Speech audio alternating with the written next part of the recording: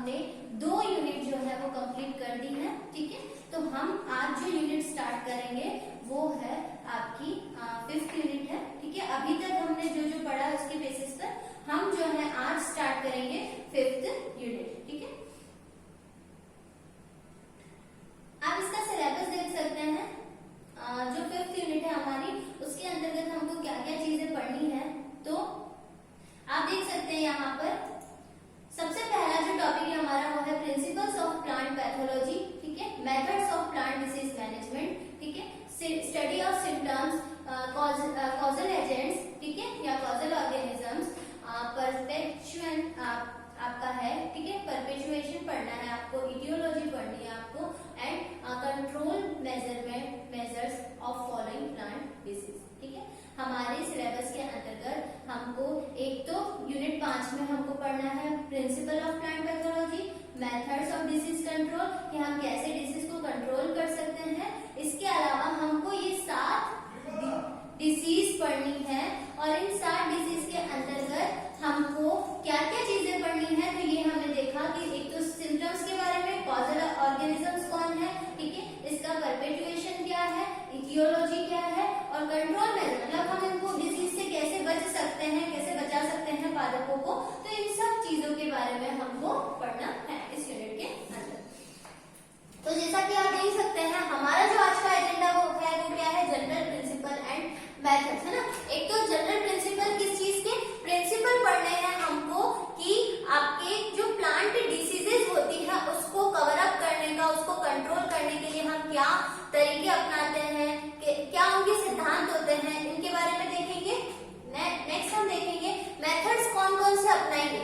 अब बीमारी है पादपों को, कुछ डिसीज है कुछ, तो हमको उनको कंट्रोल भी करना पड़ेगा। हम ऐसे तो प्लांट्स को नहीं छोड़ेंगे, तो वो मेथड्स हम कौन कौन से फॉलो अप करते हैं, कौन से मेथड, कौन सी विधियां हम अपनाते हैं इन पादपों को दूर करने, इन डिसीजेस को दूर करने के लिए। तो जैसे कि हम बात कर रहे थे कि हम जो है अभी जो यूनिट पढ़ रहे हैं वो कौन सी यूनिट है, यूनिट 5। यूनिट 5 स्टार्ट करी है हमने, और यूनिट 5 का जो सबसे पहला टॉपिक है वो हम पढ़ रहे हैं। हमने बात करी कि जो हमने पहले ही डिस्कस कर लिया था कि हमारी जो पेपर है, हमारा जो पेपर है mycology, microbiology and plant pathology, ठीक है, जिसके अंतर्गत जो ये प्लांट पैथोलॉजी वाला पार्ट है, कौन सा, प्लांट पैथोलॉजी।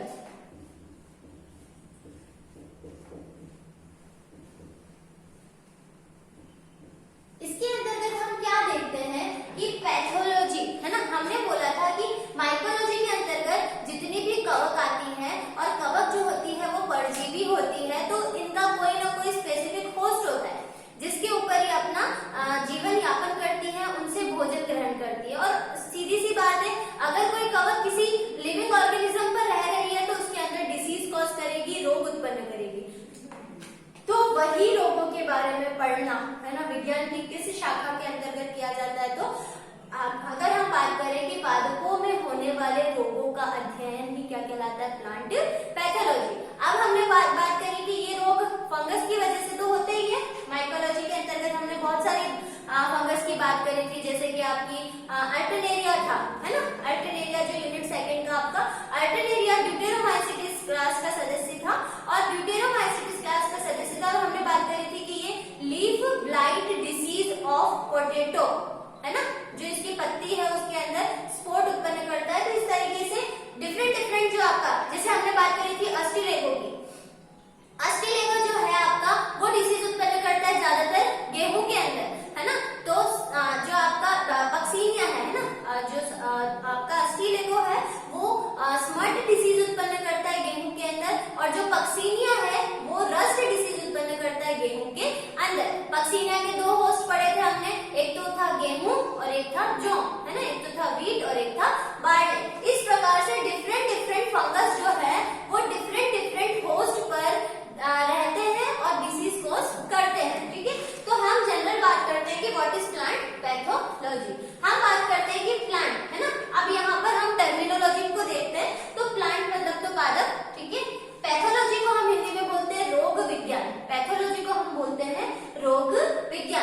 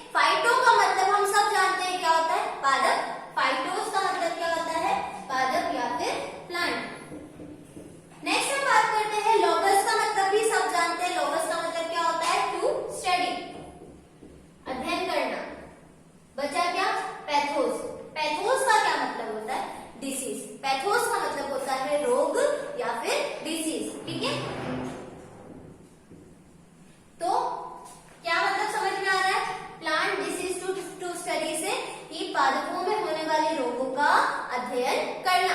तो वही है ना, विज्ञान की एक ऐसी शाखा या बॉटनी की एक ऐसी शाखा जिसके अंतर्गत हम पादपों में होने वाले रोगों का अध्ययन करते हैं, क्या कहलाता है? फाइटोपैथोलॉजी या प्लांट पैथोलॉजी। ठीक है, तो फाइटोस का मतलब हो गया प्लांट, डिसीज, लोगस है ना, स्टडी ऑफ प्लांट डिसीज है ना, जो है वो हम इसके अंतर्गत पढ़ते हैं। हमको पता है कि प्लांट में होने वाली डिसीज बहुत सारे टाइप्स की होती है, वो फंगस की वजह से भी हो सकती है, वो आपकी माइक्रोब्स की वजह से भी हो सकती है। तो ये जनरल पॉइंट ऑफ व्यू आते हैं पादप रोग से रिलेटेड। हम एक बार स्लाइड्स में भी इसका प्रेजेंटेशन देख लें।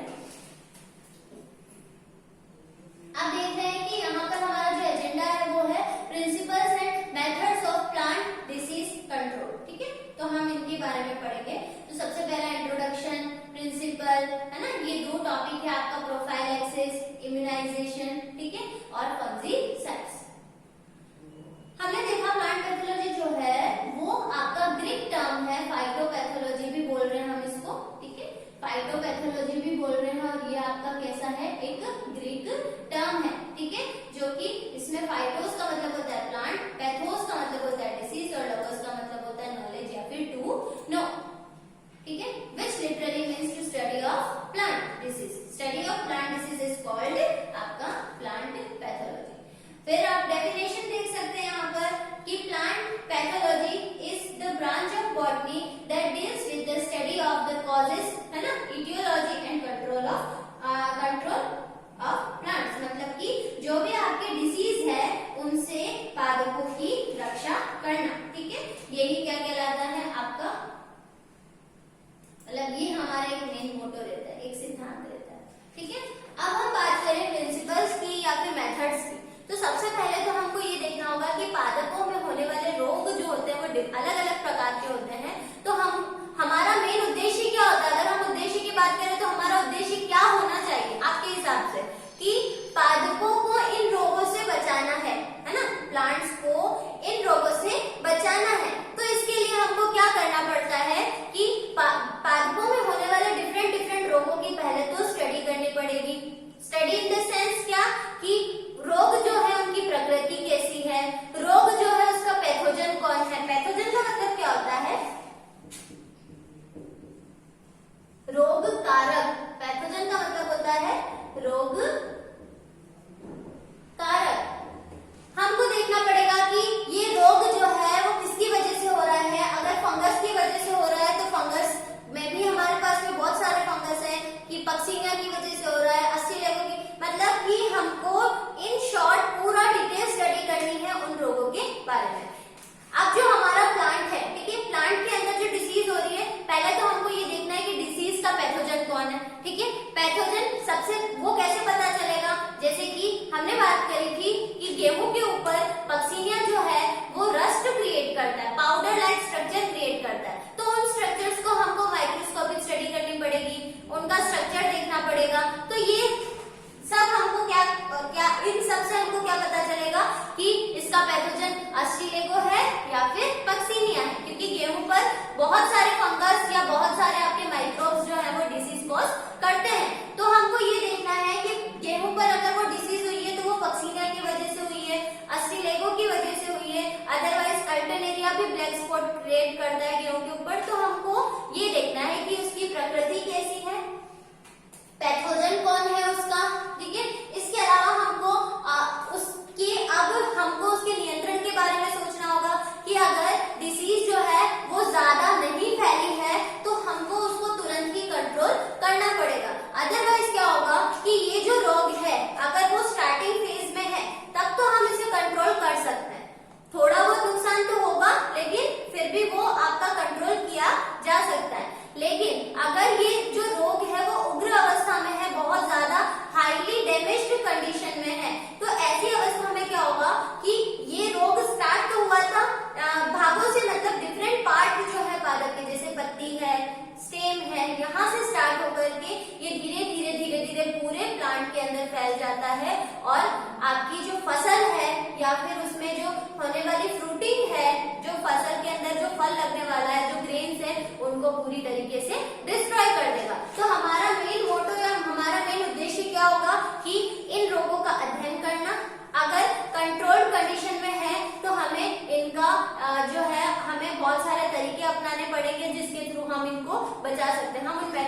बात करेंगे कि हम किन किन तरीकों द्वारा इनको पादपों को बचा सकते हैं कंट्रोल कंडीशन में। इसके अलावा हमको पैथोजन के बारे में जानना होगा, पैथोजन और होस्ट के बीच में संबंध के बारे में जानना होगा, है ना। इंटर रिलेशन मतलब कि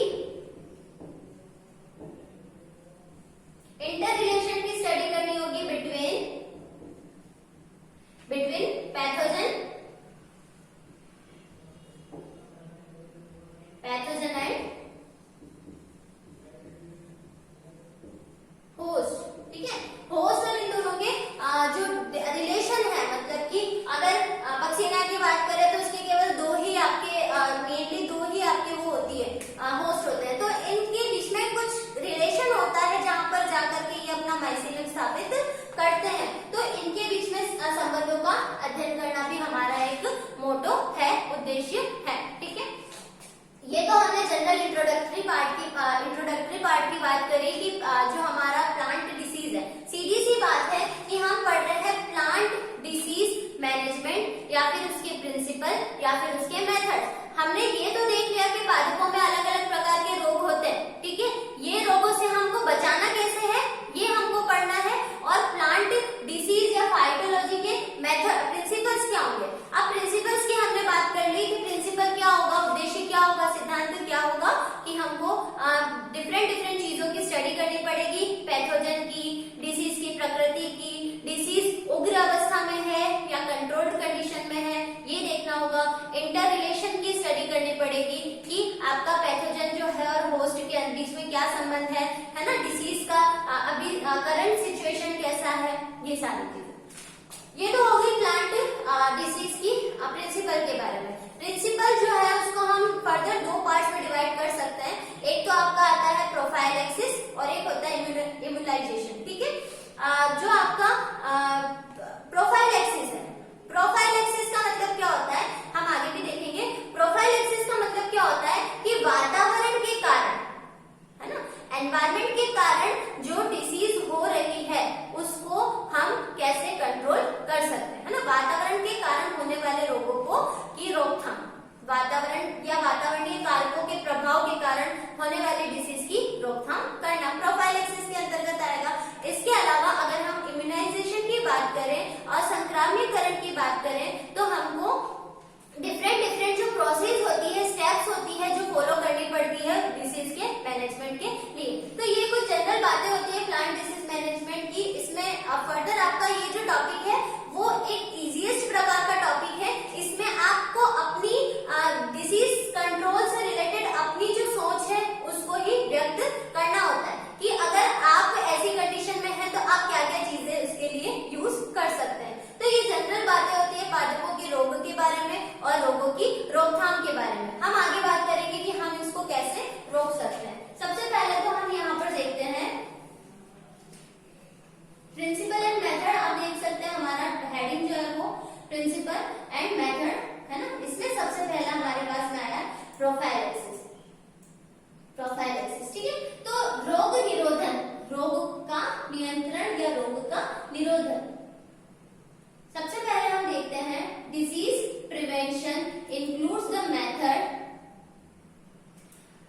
of control of plant disease by which protection of host plant from pathogen invasion and infection and environmental factor, जितने भी वातावरणीय कारक हैं, है ना, जो कि आपके डिसीज को फैलने से रोके, है ना। इम्यूनाइजेशन इज क्लासिफाइड इनटू आपका दो भागों में हम इसको डिवाइड करते हैं। अब यहाँ पर आप देख सकते हैं ये आपका प्रोफाइलैक्सिस है ना। रोग निरोधन में पादप रोग नियंत्रण की वे विधियां सम्मिलित हैं जिनके द्वारा परपोषी पादपों की रोगजनक के आक्रमण एवं संक्रमण से तथा रोग को बढ़ने में सहायक वातावरणीय जो कारक है उनसे रक्षा की जाती है। परपोषी पादप मतलब जिस पादप पर रोग जो है वो क्रिएट हो रहा है, जिस पादप पर डिसीज जो है वो हो रही है, वही चीज है, ठीक है। इनका एक्सक्लूशन, इरेडिकेशन, डायरेक्ट प्रोटेक्शन। अब ये जो प्रोसेसेस होती हैं आपकी, ये क्या होती है, वातावरणीय कारकों से तो हम रक्षा कर रहे हैं, ठीक है। इसके अलावा हम क्या क्या मेथड अपना सकते हैं, जैसे कि हम जो रोगी पौधा होता है ना, फसल अगर पूरी तरीके से खराब है, हमने पहले ही बोला कि हम उसकी जो आपका प्रोसेस है उसके बारे में स्टडी करते हैं। तो जो प्रकृति देखेंगे। अगर बहुत ज्यादा खराब कंडीशन है ना, बहुत ज्यादा उग्र रोग है, तो हम क्या करेंगे, उसके इरेडिकेशन कर सकते हैं, पूरे तरीके से पौधे को उखाड़ देते हैं और जला देते हैं, ताकि वो रोग जो है वो फैल ना पाए। फसल तो खराब होती है, बहुत ज्यादा नुकसान भी होता है, ठीक है। डायरेक्ट प्रोटेक्शन भी हम कर सकते हैं, जैसे अगर कंट्रोल कंडीशन में है हमारा जो डिसीज है, तो हम क्या करेंगे कि कुछ ऐसे केमिकल्स है उनका यूज कर सकते हैं, जिससे कि आपका जो डिसीज है वो जो है वो तुरंत ही समाप्त हो जाए। मतलब हर के लिए, जैसे कवकों के लिए हमारे पास में फंजीसाइड्स होते हैं, कवकनाशी, ठीक है। तो हम आगे डिस्कस करेंगे कौन कौन से कवकनाशी होते हैं। नेक्स्ट अगर हम बात करें इम्यूनाइजेशन की, तो असंक्रामकीकरण, है ना। असंक्रामकीकरण से तात्पर्य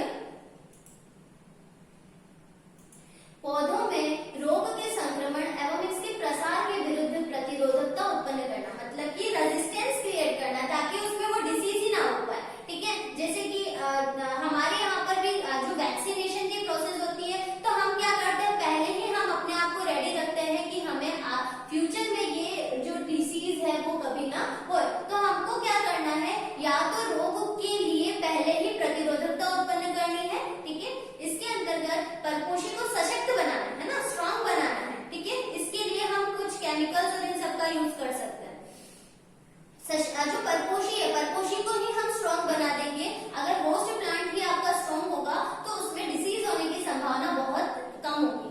इसमें ऐसे गुण उत्पन्न करना जिससे कि वह स्वयं अपने गुणों एवं प्रयासों द्वारा रोगजनक के आक्रमण से अपनी सुरक्षा कर सके।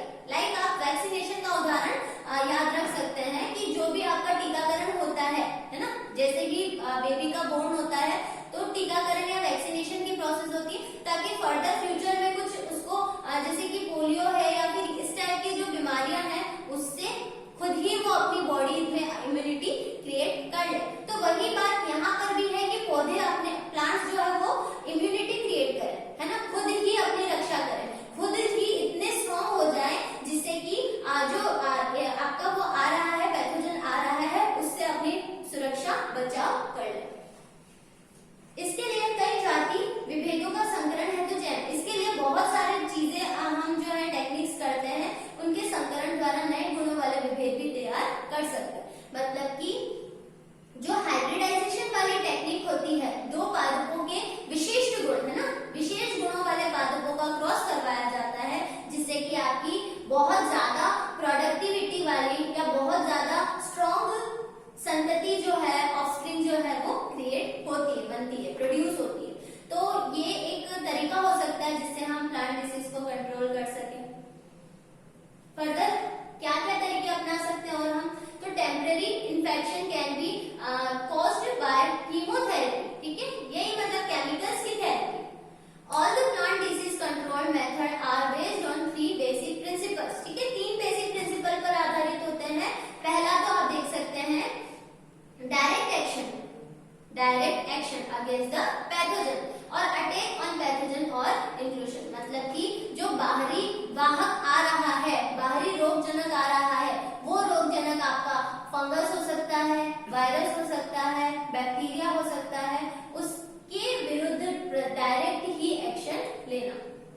Genetic transformation of the host for immunity, ये टेक्निक हम अपना सकते हैं, जैसे कि जो जीन्स होते हैं, जीन एक्सचेंज की जो मेथड होती है ना, उसमें हम क्या कर सकते हैं, जो ऐसे जीन डालना उसके अंदर, ऐसे जीन्स का ट्रांसफॉर्मेशन करना जिससे कि उसकी इम्यूनिटी जो है वो बहुत ज्यादा स्ट्रॉन्ग हो। Changing the environment that has the plant to grow, ठीक है, इन द बॉडी, ठीक है, प्लांट्स जो है making it favourable to the pathogen, ठीक है, प्लांट की बॉडी को इस तरीके से चेंज करना, एनवायरनमेंट को इस तरीके से चेंज करना कि प्लांट की जो बॉडी है वो पैथोजन के लिए फेवरेबल हो सके।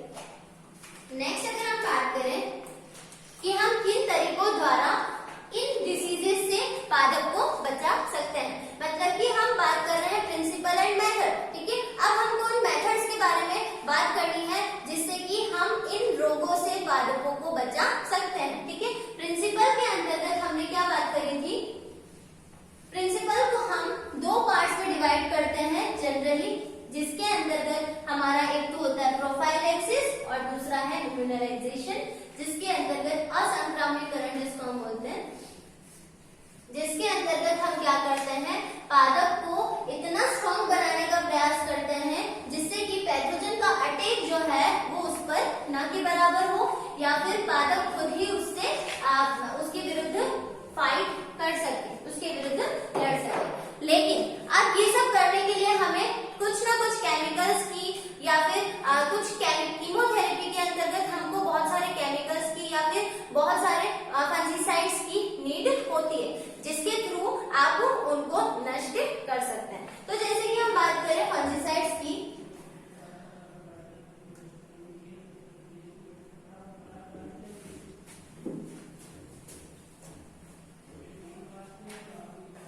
फंजीसाइड्स का मतलब क्या होता है? कवकनाशी। ठीक है, फंजीसाइड्स मतलब क्या होता है? कवकनाशी।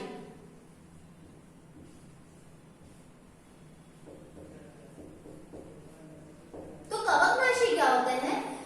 नाम से ही क्लियर है, कवकों का नाश करने वाले, है ना? ऐसे केमिकल्स जो कवकों का नाश करते हैं या कवकों को मार देते हैं। ठीक है, क्योंकि कवक जो होते हैं वो नेचर में कैसे होते हैं? पैरासाइट होते हैं, परजीवी होते हैं। और परजीवी होने का मतलब क्या होता है कि वो किसी न किसी लिविंग के अंदर रहते हैं, लिविंग होस्ट के अंदर रहते हैं, और उस होस्ट में जर्म ट्यूब के थ्रू प्रवेश करते हैं, और प्रवेश करने के बाद में उसको क्या करते हैं? इन्फेक्टेड कर देते हैं, इन्फेक्शन क्रिएट करते हैं, और इन शॉर्ट हम क्या बोल सकते हैं?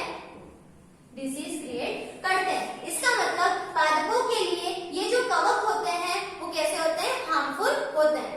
मतलब बहुत सारे कवकों के हमने आपके सिग्निफिकेंट इफेक्ट भी देखे थे, लेकिन मोस्ट ऑफ कवक जो होते हैं, फंगस जो होते हैं, वो कैसे होते हैं? डिसीज क्रिएट करते हैं। तो हार्मफुल इफेक्ट एस्पेक्ट जो है इसके प्लांट के अंदर देखने को मिलते हैं। तो इस डिसीज से बचाने के लिए, इस डिसीज से बचाने के लिए किसको? प्लांट्स को हमको क्या करना पड़ता है? कुछ फंजीसाइड्स का यूज करना पड़ता है। ठीक है, अब फंजीसाइड्स हमारे पास में बहुत सारे ऐसे केमिकल्स हैं जिसको मिलाकर के हम कवकनाशी बनाते हैं। जैसे हमारे पास में प्लांट वैक्स है ना, वाइटा वैक्स, इस तरीके के कुछ केमिकल्स आते हैं। एक बोर्डेक्स पेस्ट आता है या बोर्डो मिक्सचर आता है ना, बोर्डो मिश्रण जिसको हम बोलते हैं, बोर्डो मिश्रण, जो कि कॉपर सल्फेट है ना, क्विक लाइम और वाटर से मिलकर बना होता है। तो जनरल हम बात करें कि कौन कौन से फंजीसाइड्स होते हैं, तो फंजीसाइड में हमने बात करी प्लांट वैक्स, इसके अलावा हमने बात करी वाइटा वैक्स। ठीक है, इसके अलावा हम अगर बात करें तो एक होता है आपका बोर्डेक्स मिक्सचर। ठीक है, ये जो बोर्डेक्स मिक्सचर होता है वो 3 चीजों से मिलकर बना होता है। एक तो आपका आता है copper sulphate plus quicklime plus water. ठीक है, इसके अलावा और भी है, जैसे कि बोर्डो मिश्रण के अलावा हमारे पास में टेराजोल है। तो ये कुछ हमारे पास में फंजीसाइड्स जो है वो हम यूज करते हैं, जिसके अंतर्गत हम क्या करते हैं कि कवकों को नाश करने के लिए, कवकों को मारने के लिए हम इनका यूज करते हैं। जैसे कि प्लांट वैक्स है, वाइटा वैक्स है, बोर्डेक्स मिश्रण है, बोर्डो मिश्रण जिसको हम बोलते हैं, टेराजोल है, ये सब कुछ केमिकल है। ठीक है, जो किसी न किसी केमिकल एजेंट से मिलकर बने होते हैं। जैसे कि सबसे ज्यादा जो कॉमन है वो आपका है ये बोर्डो मिश्रण, जिसके अंतर्गत आपका CuSO4 मतलब कॉपर सल्फेट होता है, क्विकलाइम होता है, नीला बुझा चूना जिसको हम बोलते हैं, अदरवाइज वाटर भी होता है, पानी मिला हुआ होता है। ठीक है, तो इसका कुछ परसेंटेज होता है जिसको हम मिक्स करके प्लांट के ऊपर स्प्रे करते हैं, जिससे कि फंगस का अगर इन्फेक्शन है तो वो खत्म हो जाता है। अब अगर हम बात करें कि कवकनाशी तो हम यूज करते हैं, है ना, लेकिन कवकनाशी जो है उसका नुकसान पादपों को न हो, या फिर हम बात करें कि एक आदर्श कवकनाशी क्या होना चाहिए। एक आदर्श कवकनाशी या फिर एक आइडियल फंजीसाइड कैसा होना चाहिए? तो जो फंजीसाइड है वो ऐसा होना चाहिए कि केवल कवकों पर ही अपना नेगेटिव इफेक्ट डाले, प्लांट्स पर उसका कोई नेगेटिव इफेक्ट ना हो। नहीं तो क्या होगा कि जैसे हमने फंजीसाइड जो है उसका स्प्रे किया, उसका छिड़काव किया, तो पादपों हो सकता है उसके केमिकल प्लांट को भी क्या करें? डैमेज कर सकते। तो होस्ट पर पॉजिटिव होना चाहिए, पॉजिटिव इफेक्ट होना चाहिए, होस्ट पर इसका नेगेटिव इफेक्ट नहीं होना चाहिए। तो होस्ट प्लांट जो है उस पर पॉजिटिव इफेक्ट हो। अदरवाइज हम क्या बात कर रहे हैं कि एक आइडियल कवकनाशी, एक आइडियल फंजीसाइड कैसा होना चाहिए? तो केवल पैथोजन के लिए टॉक्सिक हो, फलपोषी पादप के लिए जो है वो अच्छा हो। दूसरी बात, जो फंजीसाइड हम यूज कर रहे हैं वो सस्ता होना चाहिए। जो अगर हम फाइनेंशियली बेसिस पर देखें तो बहुत सारे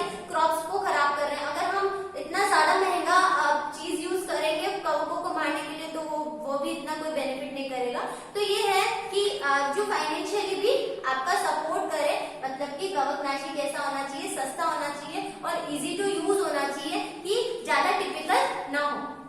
ठीक है, तो कुछ कवकनाशी जो है, और इसके बाद में हम बात करते हैं कि पादपों को इससे कोई भी नुकसान ना हो, क्योंकि आगे जाके उसी का सेवन जो है, उसी का यूज जो है वो एनिमल्स भी करेंगे और हम लोग भी करेंगे। तो अगर वो प्लांट्स को ही खराब करेगा या प्लांट्स को ही हार्म करेगा, केमिकल इफेक्ट डालेगा नेगेटिव वाले, तो इसका इफेक्ट जो है वो हम पर भी होगा। तो एक अच्छे कवकनाशी की कुछ विशेषताएं होती है। तो इस प्रकार से जो फंजीसाइड है उसको हम यूज करते हैं as a disease control agent, है ना। इसके अलावा अगर हम बात करें फंजीसाइड से बहुत सारे इंसेक्टिसाइड्स आते हैं। उसके अलावा अगर हम बात करें तो जो आपका एग्रोसन जीएन है ना, इस तरह के बहुत सारे केमिकल्स आते हैं जिसको हम प्लांट में होने वाली डिसीज के कंट्रोल के लिए यूज करते हैं। हम यहाँ पर देख सकते हैं फंजीसाइड्स क्या होते हैं। तो फंजीसाइड्स में हमने देखा कि जो प्लांट होते हैं, फंजीसाइड्स होते हैं, वो एक ऐसे केमिकल्स होते हैं that are used to destroy fungus, ना फंगस को मारने के लिए काम में लिए जाते हैं। And control plant disease arising from them are called fungicides. ठीक है, तो ये जो है आपका फंजीसाइड्स कहलाता है। And ideal fungicides has the following characteristics. क्या होना चाहिए इसके अंदर कि it should be highly toxic for fungus only, है ना, highly toxic for fungus only even at the low concentration, मतलब बहुत कम मात्रा में लेने पर भी क्या हो, ज्यादा टॉक्सिक हो कवकों के लिए। It should not be inventive for host plant, जो आपका होस्ट प्लांट है उसके लिए आपका टॉक्सिक नहीं होना चाहिए। It residues effort on plants should be for long time, पादपों में इसका जो इफेक्ट है वो लंबे समय तक होना चाहिए। ऐसा नहीं कि आज लगाया और वापस से हर महीने उसको ट्रीट करना पड़े। फिर आता है use of fungicides during storage of agriculture product should be not reduce और डिक्रीज द प्रॉपर्टीज और एग्रीकल्चर प्रोडक्ट्स वेरी लिटिल, मतलब कि पादपों पर इसका कोई भारी नुकसान नहीं होना चाहिए जिसकी वजह से आपका जो ग्रेन्स है या फिर जो आपकी फ्रूटिंग है वो कम हो जाए। ठीक है, भंडारण के दौरान कोई भी इसका नेगेटिव इफेक्ट नहीं होना चाहिए। It should be adhesive on the surface of the plant, है ना, प्लांट की सतह पर टाइटली चिपका हुआ होना चाहिए, हेल्प करे ऐसा होना चाहिए। An ideal fungicide should not have toxic effect on plants as well as animals. Some systematic fungicides are, जैसे कि हमने बात करी प्लांट वैक्स है, वाइटावैक्स है ना, बेंडेट है ना। इसके अलावा आपके पास में क्लोरोनेब है, टेराजोल है, OM2424 है, थियाबेंडाजोल है, W आपका 7, TBZ भी इसको बोलते हैं। ये आपके आदर्श कवकनाशियों के उदाहरण है।